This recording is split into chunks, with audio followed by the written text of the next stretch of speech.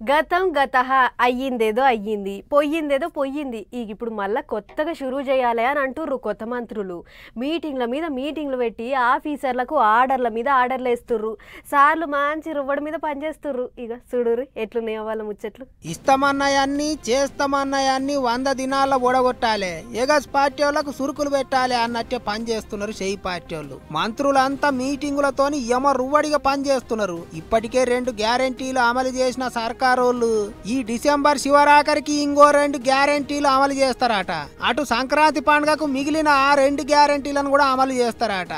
ఏదైతే 6 గ్యారెంటీలు ఇచ్చినా ఈ ప్రభుత్వం ఏర్పడిన మొదటి 2 రోజుల్లోనే 2 గ్యారెంటీలు ప్రజలకు డెలివర్ చేసింది. మళ్ళీ 2 గ్యారెంటీలు ఈ డిసెంబర్ 28వ తారీఖు నాడు ఇంకొక 2 గ్యారెంటీలని ప్రజలకు ఇవ్వనుంది. అంతేకాదు పాత సర్కారోళ్ళు చేసిన తప్పులన్నీ బయటికి తీసి అన్ని తీర్లా అరుచుకుంటారట. కాళేశ్వరం కాన్ నుంచి ధరణి దాకా అన్నిటి సంగతి ఏంటిదో తేలుస్తారట. కాళేశ్వరంలో జరిగిన ప్రాజెక్టులు డిఫరెంట్ ప్రాజెక్టులు ఏవైతే కుంగిపోయాయో వర్టికల్గా నెరలిచ్చాయో ఆ ప్రాజెక్టులన్నిటి మీద నిన్న ముఖ్యమంత్రి గారు ఇరిగేషన్ మంత్రి గారు సమీక్షించారు. ప్రతిపక్షం వారు ఒక సమావేశంలో కోరుకున్నారు, వేసుకోండి మీరు సిట్టింగ్ జడ్జితో కావాలంటే కమిటీని వాళ్లే అన్నారు. ముఖ్యమంత్రి గారు ఎమ్మటే స్పందించి ఎంక్వైరీ కమిటీ వేయటమే కాదు, ధరణి పేరుతో ఈ తెలంగాణ రాష్ట్రంలో ఉన్న ప్రజల కష్టపడి సంపాదించిన ఆస్తుల్ని, ప్రభుత్వ ఆస్తుల్ని గత ప్రభుత్వం ఏదైతే కొల్లగొట్టిందో, గత ప్రభుత్వం ఏదైతే ఆక్రమించుకుందో, గత ప్రభుత్వం ఏదైతే సామాన్య ప్రజల దగ్గర నుంచి లాక్కుందో ఆ ఆస్తులన్నీ కూడా తిరిగి మేము ఆ ప్రజలకి వారికే ఇచ్చే విధంగా ఏర్పాటు చేస్తానన్నా. సారు ముచ్చట చూస్తుంటే ఖమ్మం జిల్లాల కార్ పార్టీ లీడర్లకు కష్టకాలమే ఉన్నది అనిపిస్తుంది. ఇంకో దిక్కు కాళేశ్వరం ప్రాజెక్టు రిపేర్లతోని మాకేం సంబంధం అన్నారు కదా కట్టిన కంపెనీ వాళ్ళు. ఇక వాళ్ళను పిలుచుకొని మంచిగా నెత్తికి పోసిండట మంత్రి ఉత్తమ్ సారు. కాగితం ఇచ్చి చల్లగా పోతామంటే ఎట్లా అవుతుంది, ఎట్లా పడితే అట్లా పనులు చేస్తే ఊకోమని గట్టిగానే హెచ్చరిక చేసిండట. 4 ఏండ్లకే కుంగిపోవుడేంది, బుంగలు పడుడేంది అని సారు గట్టిగానే ఆర్చుకున్నాడట.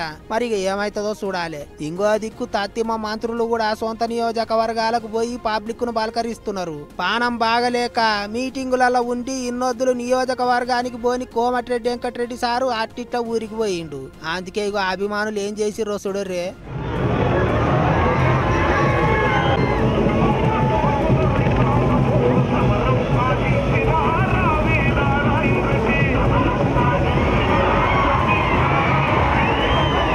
ఇగిదిట్లుంటే గాంధీ భవన్ లో షెయి పార్టీ పెద్ద లీడర్ల మీటింగు గట్టిగా నడిచింది. వచ్చే ఎంపీ ఎలక్షన్లలో సోనియమ్మను తెలంగాణలో పోటీ చేయమని అడుగుతారట.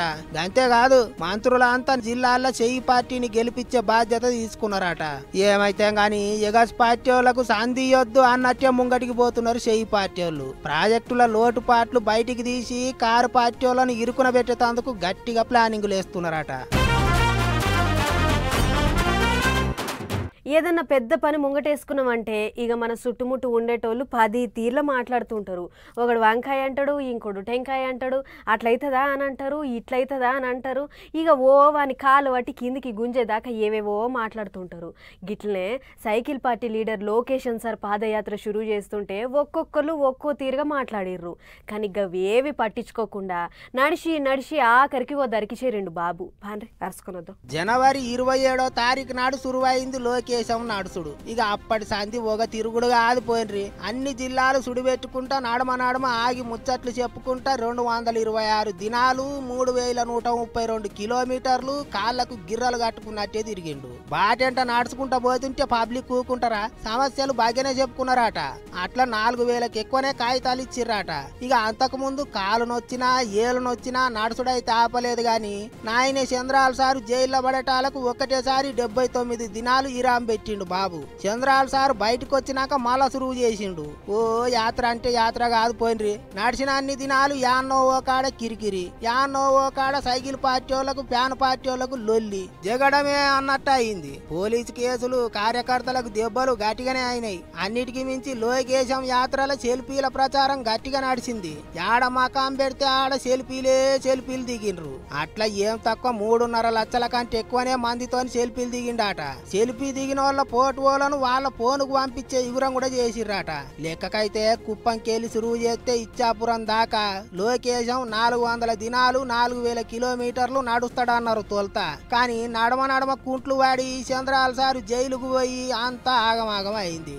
అట్లా 400 దినాలు పోయి 226 దినాలకు వచ్చింది. 4000 కిలోమీటర్లు పోయి 3132 కిలోమీటర్లకు వచ్చింది. అట్లిట్లా లోకేశం పాదయాత్ర అయితే ఒడిసింది. 20 తారీఖు నాడు భోగాపురం కాడున్న పోలిపల్లిలో పెద్ద మీటింగ్ పెడతారట. పవనాలు కూడా మీటింగ్ పోతాడట. మరి ఈ పాదయాత్రతోని సైకిల్ పార్టీ వాళ్ళకు ఎలక్షన్లలో ఏమాత్రం ఎలుగులైతుందో ఏమో చూడాలి. అటువై ఇటువై గుళ్ళ గంట కొట్టినట్టు ఎవ్వనికి కోపం వచ్చినా ఆర్టీసీ బస్సుల మీదనే వాడుతుంటారు. వాటి పుణ్యానికి అద్దాలు వగలు కొడుతుంటారు, ఆగమాగం చేస్తుంటారు. గంతల్కగా దొరికినాయి ఆ బస్సులు. మనుషులు చల్లకుండా నెరీ అద్రగనం చేస్తున్నారు. హగ్గ పిల్లకు గంతగనం కోపం వస్తున్నది. ఇంతకు ఏమైంది ఇప్పుడు? బస్సులను ఎవళ్ళేమన్నారు ఇప్పుడు అని అనుకుంటుర్రా? ఇగో చూడుర్రి మీరే. ఆడోళ్ళంతా పిరిగా ఎక్కి తిరుగుతున్నారని కాండ్లు మండినాయో లేకపోతే చేతులు గులగుల పెట్టినాయో గాని ఉత్త పుణ్యానికి బస్సుల అద్దాలు వలగొట్టిర్రు. అరే ఎవళ్ళయ్యా అని అంటే ఇన్నొద్దులు బిగ్ బాస్ అనే ఓ నాటిక నడిచింది కదా టీవీలల్లా. ఆగో గా నాటిక ఆఖరి భాగం ఒడిసిందట. అందులో శివరాఖరి దాకా మిగిలిన ఇద్దరిట్ల ఒకళ్ళు గెలిచిర్రాట. అందులో పల్లవి ప్రశాంత్ అనేట ఆయన ఒకరంట. సరేగా గెలిస్తే గెలిచిండేమో. అభిమానులు ఎవరన్నుంటే దండలేసుకొని దంట కట్టుకొని తిరగాలి, ముక్కనో చెక్కనో నోట్లో పెట్టాలి. అంతేగాని ఇగో లేని పోని లొల్లులు చేసి ఇట్లా బాటెంట పోయే బస్సుల అద్దాలు బలగొట్టిర్రాట. బస్సులల్లో పబ్లిక్ ఉన్నప్పుడే అద్దాలు బలగొట్టిర్రు. మొత్తం 6 బస్సులు, ఓ పోలీసోళ్ళ బండి, ఇంకో 2 వేరోళ్ళ బండ్లను నాశనం పట్టించిర్రట గా పల్లవి ప్రశాంత్ అనేట ఆయన అభిమానులు. ఇక ఏమున్నా వాళ్ళు చూసుకోవాలి గాని ఆర్టీసీ బస్సుల జోలికి ఏంటికి పోవాలి? పబ్లిక్ ఆస్తులు ఎందుకు నాశనం చెయ్యాలి అని కోపానికి వస్తున్నారు ఇప్పుడు అందరూ. ఆర్టీసీ వ్యవహారం అంతా చూసే సజ్జనార్ సార్ కూడా ఇంటర్నెట్లో మస్తు గరం అయిండు. గీదెక్కడే అభిమానం? బస్సుల మీద ప్రతాపం చూపిస్తే ఎట్లా?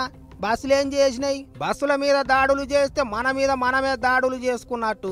మంచి పద్ధతి కాదని కోపానికి వచ్చిండు సారు. చర్యలు తీసుకోవాలని కోరిండు. ఇక అటు పోలీసు వాళ్ళు కూడా బుడ్డ కెమెరాలలో వీడియోలలో చూసి అద్దాలు వలగొట్టిన వాళ్ళను దొరకబట్టే పనిలో పడ్డారట. అంతేకాదు బిగ్ బాస్ నాటికల గెలిచిన పల్లవి ప్రశాంత్ మీద కూడా కేసులు పెట్టిర్రాట. ఇక ఈ ముచ్చట మీద సోషల్ మీడియాలో చాలా మంది తీరు కామెంట్లు రాస్తున్నారు. దాడులు చేసిన వాళ్ళను గట్టిగా అరుచుకోవాలి, ఇంకోసారి గిసొంటి పనులు చేయకుండా చేయాలి అని కోపానికి వస్తున్నారు. మన కాడ జనాలు ఎట్లుంటారంటే ఆగో తోక అంటే చాలు ఇగో పులి అంటారు.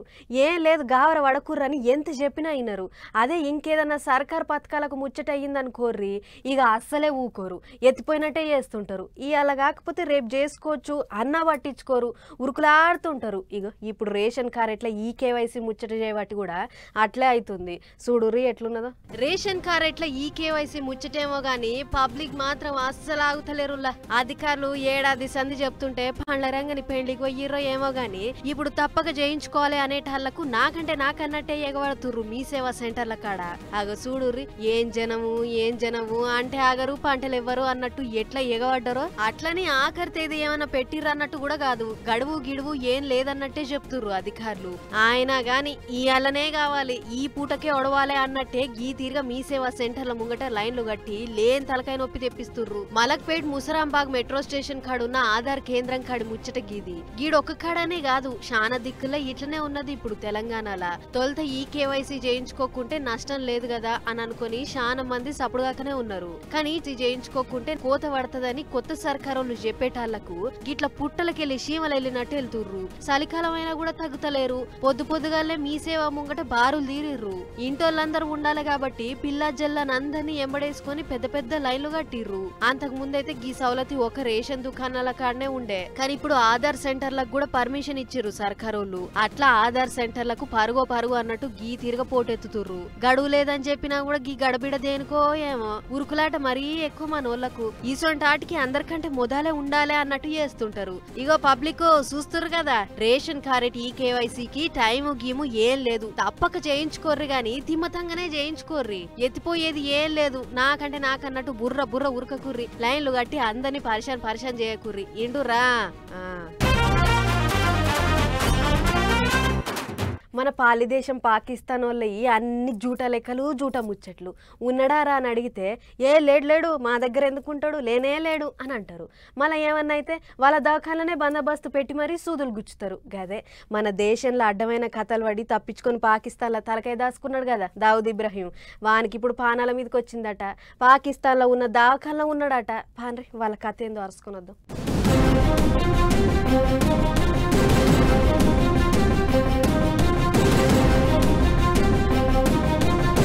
చేసిందంతా చేసి తప్పించుకొని తిరుగుతున్న లట్టుపుట్టు దావూద్ ఇబ్రహీం పాకిస్తాన్లోనే ఉన్నాడని మళ్ళోసారి రుజువైంది. పాపం పండింది కావచ్చు, అందుకే బదమాషిగానికి ఎవరిలో ఈసం పెట్టిర్రని ముచ్చట్లు వినిపిస్తున్నాయి. అందుకే పాకిస్తాన్ లో ఉన్న కరాచీలో ఓ దావకాన్లో పెట్టిర్రా అన్నట్టు కూడా ప్రచారం అవుతున్నది. మరి వాడు ఉన్నాడా, ఉట్టికెక్కిండా, మీదికి వీకిండా అనేది తెలవాలి. ఎట్లా అయింది, కథ ఏంటిది మొత్తం తెలుసుకునే పనిలోనే ఉన్నారట మనోళ్ళు. అయితే ఇక మరి పాలదేశం పాకిస్తాన్ వాళ్ళది ఏం నియత అన్నట్టు మనోళ్ళు నెత్తి నోరు కొట్టుకొని మొత్తుకుంటారు. దావూద్ పాకిస్తాన్ లోనే ఉన్నాడు, వాడు ఆన్య సంసారం పెట్టిండు, పట్టి ఇర్రి అని ఏండ్ల సంధి అడుగుతున్నది మన దేశం. మా దగ్గర ఏడున్నాడు ఉంటే తెలియదా, లేడు అని కొట్టి పారేసిర్రు. మరిగా ఇప్పుడు ఆడికేలు ఊడిపడ్డాడు కావచ్చు బడివేగాడు. కరాచీ దావకాన్లకు మీదికేలు ఊసిపడ్డా అని అంటున్నారట మనోళ్ళు. మన దిక్కు బాంబులు పేల్చిండు, వందల మంది పానాలు తీసిండు, మత్తు మందులు అమ్మిండు, చెయ్యని గలీజు పని లేదు. అసోంటోన్ని కాపాడుతున్నది పాకిస్తాన్ సర్కారు. అంతేకాదు ఇప్పటికి కూడా బయటికి చెప్తలేదు. ఈసం పెట్టిర్రట కదా, మీదికి టికెట్ తీసుకున్నాడట కదా అని అడిగితే లేదు అంటున్నారట పాకిస్తాన్ సర్కారు వాళ్ళు. గుండ్రాయి లెక్క గట్టిగానే ఉన్నాడు, కరాచీలో ఉన్న ఇంట్లోనే బన్నాడు అంటున్నారట. అంటే బదమాషి గారిని మేపుతున్నారా అన్నట్టే కదా. 20 ఏండ్ల సంధి అడుగుతున్నా అప్ప చెప్తలేరు. లేడు మా దగ్గర లేడు అనుకుంటూ వస్తున్నారు. ఈ నొద్దులకు కుండ బద్దల అయింది. ఇక చూడాలి మరి ఇప్పుడు ఏం చెప్పి తప్పించుకుంటారో పాల దేశం వాళ్ళు. రైతులు చేన్లలో పెట్టే జిట్టి బొమ్మలు యాదుకునే అనుల్లా ముద్దుగా అరిగడ్డితోని బొమ్మలు చేసి వాటికి పాత అంగి లాగులు తొడిగి పంట పొలాల ఆడోటి ఈడోటి పెడుతుంటారు. చూడనికి భలే ఉంటాయి జిట్టి బొమ్మలు. వాటిని చూసి నిజంగా మనుషులేనేమో అని అనుకొని అడవి జంతువులు పంట పొలాల దిక్కు రానే రావు. కానీ ఇగో గీ రైతు ఇగ్రం చూడుర్రి అంతకు మించి అన్నట్టు జిట్టి బొమ్మల ప్లేస్లో ఏం పెట్టిండో. ఇక ఎవళ్ళు వస్తారో రండి, ఇక చూసుకుందాం. ఏ పందులు వస్తాయో, ఏ కోతులు వస్తాయో, ఏ పక్షులు వస్తాయో రాని. ఏ వచ్చినా గీ పెద్ద పెద్ద బొమ్మలను చూసి దెబ్బకు బుగులు పట్టి వెనకకే ఉరుకుడు పెట్టాలే. మంచిగున్నది కదా ఈ గ్రహం.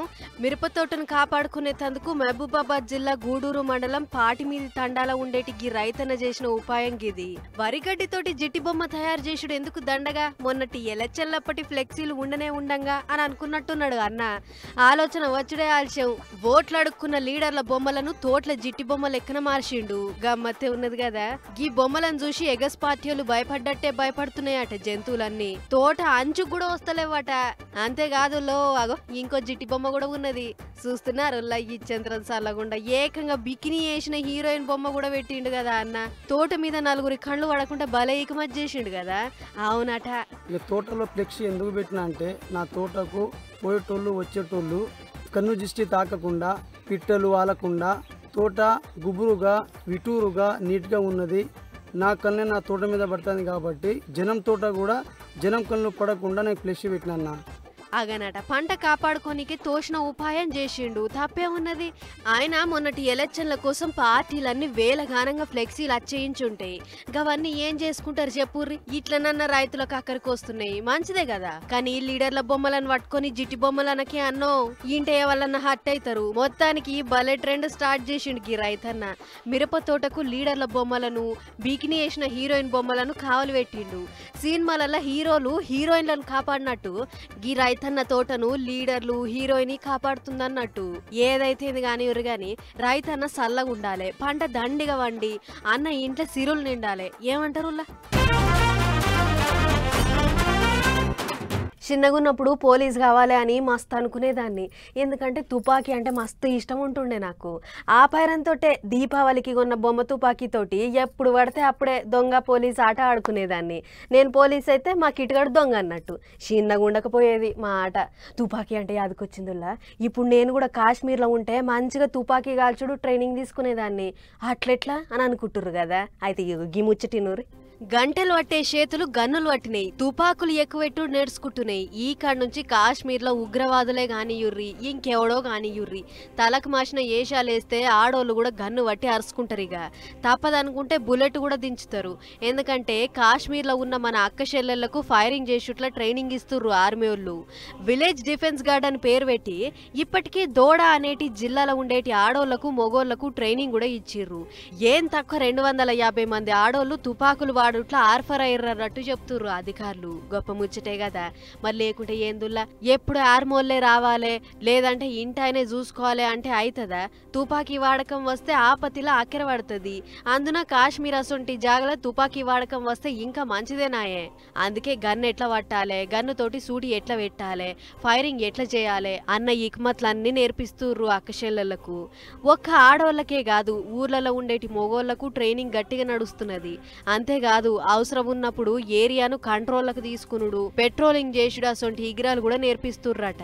ఆగ చూడుర్రి ఎట్లా నేర్చుకుంటుర్రో అమ్మలక్కలు. మాకేంది గిత్తిప్పలా అని అనుకుంటలేరు, చాలా కష్టపడుతుర్రు. ఏమైనా మంచి ఆలోచన చేసిర్రు ఆర్మీ అధికారులు.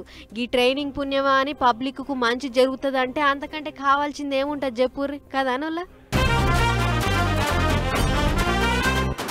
చలో మరి ఇవన్నమాట ఈ అల్టిపటాస్ న్యూస్ ముచ్చట్లు. ఇంకో ఎపిసోడ్లో మళ్ళీ కలుసుకుందాం. నమస్తే.